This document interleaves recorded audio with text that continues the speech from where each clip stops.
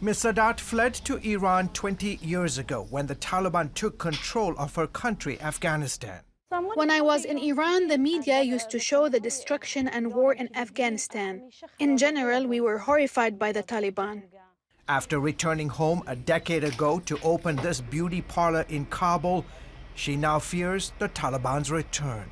I didn't achieve what I have now easily. I worked very hard for it. If the Taliban come one day and don't allow us to work, I will have to go to Iran again and live there as a migrant. Her makeup artists and customers worry the radical Islamic group will once again impose harsh Islamic Sharia laws that often targeted girls and women. We don't want the old Afghanistan. I haven't seen Taliban, but I fear them. Congressman Mike Waltz tells CBN News there's no doubt in his mind that Al-Qaeda will come roaring back when the Taliban gain control of Afghanistan. I do fear a Taliban takeover of the country and a resurgent Al-Qaeda that will attack the homeland again. We saw this when the Obama administration pulled out of Iraq too soon. That led to the rise of ISIS, attacks across Europe, and inspired attacks right here in the United States. The Florida Republican, a decorated Special Forces officer, led multiple combat tours to Afghanistan.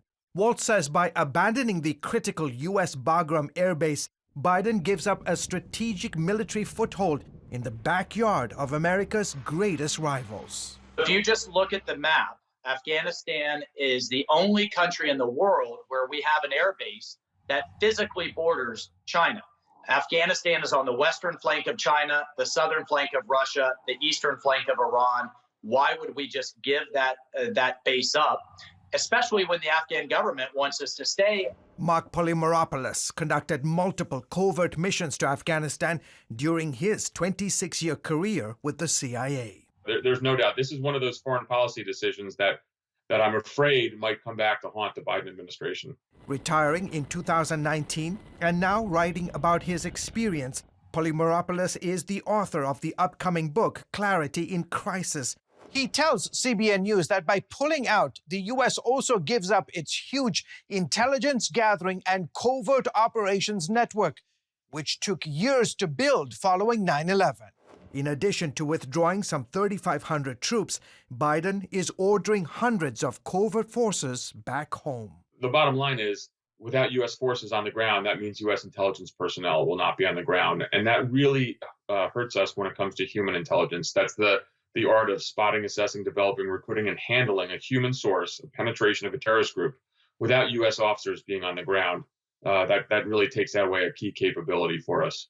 As the U.S. withdrawal ramps up, Waltz worries about the fate and future of thousands of Afghans who risked their lives to work alongside the Americans. All of those people that have been working with us, that have stood with us against extremism for all of these years, are going to be hunted down by the Taliban.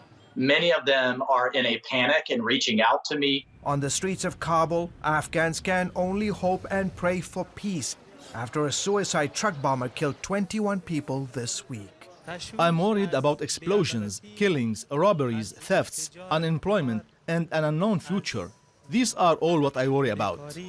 Afghan officials can only try to reassure a nervous public ahead of the U.S. withdrawal by September 11th. Peace is my hope and the hope for all Afghans.